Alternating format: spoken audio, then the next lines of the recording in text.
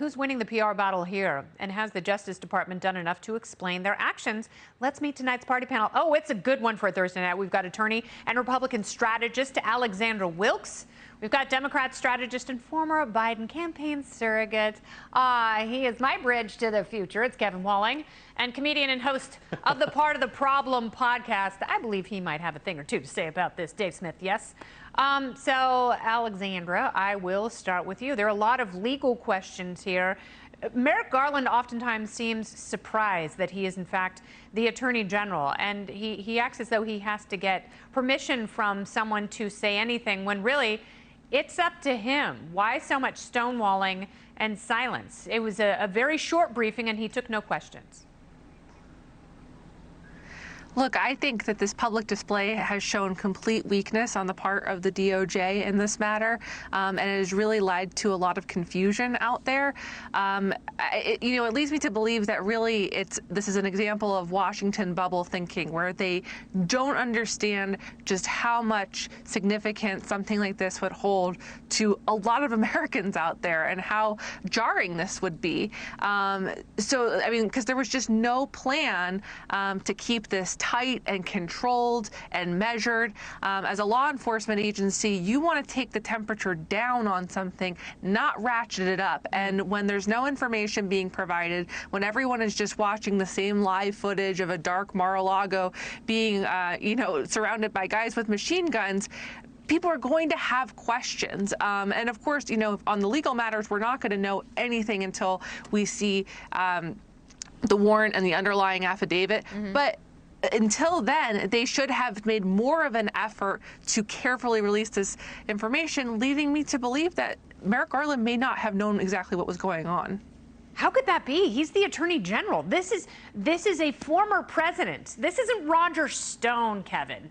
This is the former president of the United States. And if it were a former Democrat president, there's absolutely no way there would have been this show of force and this much personnel to get some boxes of records.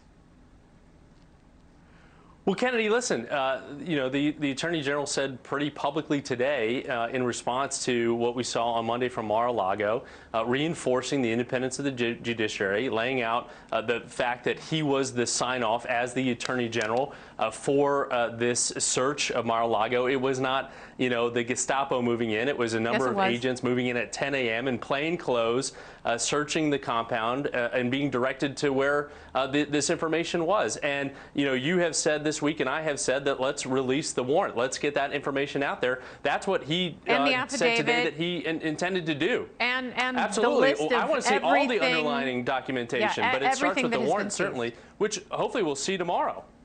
Yes, by 3 p.m., the AG has said that. That's the hope. So, Dave, we're getting wrapped up in particulars and losing sight of what's really problematic here. Yeah, absolutely. And look, I mean, for Merrick Garland to say that, look, the FBI, we just faithfully execute the laws. That's it. There's no politicization going on here. It's just this. I mean, this is absurd. Look, think about the crimes that former presidents have committed. Barack Obama himself, when asked about whether he would prosecute the George W. Bush administration, he said, look, we tortured some folks, but we have to move forward. We can't look backward. There was no one in the FBI who said, well, hey, look, we faithfully, blindly enforced the law, so we're going to go start rounding up all the Bush administration officials. And Barack Obama himself, as Donald Trump said, he said it kind of sloppily, said created ISIS. But Obama certainly did knowingly fund and arm ISIS in Syria. I mean, that's literal treason. But the FBI didn't say, hey, we just have to enforce the laws. So are you telling me that there's some crime here that Donald Trump committed that is so much more egregious than the crimes of previous presidents? Or is it possible that this same FBI, who, as Andrew McCabe said in his 60 Minutes interview, the Department of Justice was determined to bring down Donald Trump. They thought about invoking the 25th Amendment, and then they settled on sicking a special prosecutor on him. I mean, I think most Americans know what's going on here, except the very, very brainwashed progressives who think Donald Trump was some unique evil on this country. The idea that the FBI is not politicized, they have been politicized from day one. They were used in World War I to spy on anti-war activists who Woodrow Wilson later arrested and charged with crimes. They were used to spy on civil rights leaders. This is nothing new. Aside from what modern Republican voters like to think, like they just became politicized during the Trump administration, this is the entire history of the FBI. They should never be given the benefit of the doubt. They should be abolished. They're an embarrassment. No, you know what they're given? They're not given the benefit of the doubt. They're given more power and a clandestine way to operate, right, so they can abuse that power with very, very little accountability. As the surveillance state has been somewhat checked, the power of the FBI has only grown, and they have had so many missteps. And this doesn't do anything to heal the reputational damage that they have taken on with those missteps. And I hope at some point and the only thing that's going to do it is a complete audit and a comeuppance. And as someone said last night on the show, getting rid of, it was Tom McClintock, getting rid of all senior leadership. And, we should do that across the board with many areas of federal law enforcement. But we have to start with the FBI. All right, the question on everyone's mind: is there a rat in Trump's inner circle? Newsweek reporting Mar-a-Lago. The raid was based on classified information from an inside source. A federal law enforcement source tells Fox that probable cause for the warrant likely came from a Secret Service agent. I said it today on Outnumbered. But former White House Chief of Staff Mick Mulvaney says a tipster could be closer to Trump than we think. Baron. This would be someone who was handling things on day-to-day, who knew where documents were. So that would be somebody very close inside the president. My guess is there's probably 6 or 8 people who had that kind of information. I don't know the people on the inside circle these days, so I can't give any names of folks who come to mind. But your instinct, I think, is a good one, is that if you know where the safe is and you know the documents are in 10 boxes in the basement, you are pretty close to the president. Is there a leaker on the loose? Who could it be? So that's what I said, because the Secret Service let the FBI in. The FBI didn't have to have a battalion of armed agents when the Secret Service is keeping that residence safe. Obviously, the Secret Service, they are sworn officers. They swear to uphold the Constitution. They're not going to let Donald Trump run around with plans to overtake the United States with the help of Russia. So who could it possibly be, Alexandra?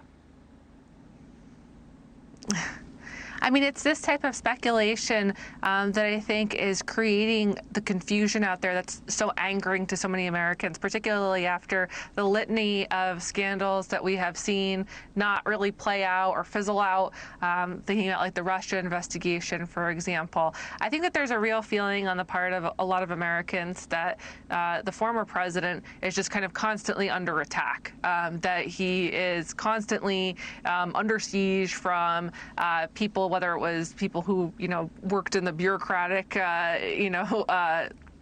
parts of the government trying to subvert his agenda, or even the Justice Department that was looking into his campaign. There's, I think, a legitimate feeling on the part of many of Americans out there that he has been under attack. And I think that then when you look at measures like the Inflation Reduction Act, which just hired 87,000 new IRS agents, many Americans are feeling completely unnerved, thinking about, well, if the federal government can go after a former president in this way, and with such confusion and just such disarray, what does this mean for me, who doesn't have access to the best lawyers in the world, who doesn't, have access to the best compliance? That's what I've been saying. I mean, all along. I'm going to talk to Darrell Ison just a little bit about that, about the weaponization, not only of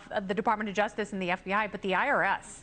And we know that they have bullets. We know that they have guns. We know what they're coming after. They're coming after the beginnings of your wealth. They want to take that away from you. That is a government taking. Taxation is theft. So, Dave, who do you think it could have been?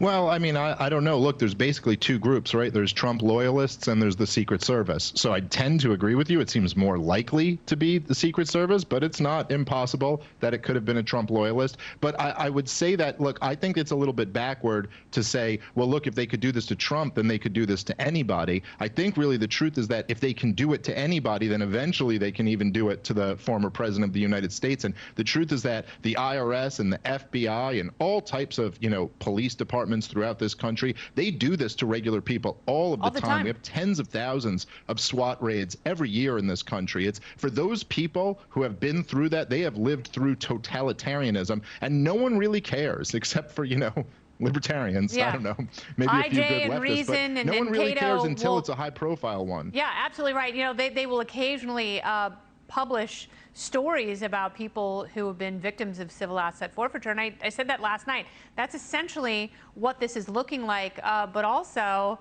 if you're sort of reading between the lines here, Kevin, I wouldn't want to go back to the White House if I were Melania. I may call somebody and be like, it's in my closet. Go look in there. She didn't want to go to the White House the first time. I watched you on Outnumbered this morning, Kennedy, and I think you said that you thought it was Barron. I actually think it's Tiffany Trump. We haven't heard from Tiffany in a long time. She's a lawyer now. She knows what those kind of documents look like. My money's on Tiffany down in Mar-a-Lago tipping somebody off. The plot thickens. I'm still going with Barron and Melania. And maybe working in concert together for very, very different reasons.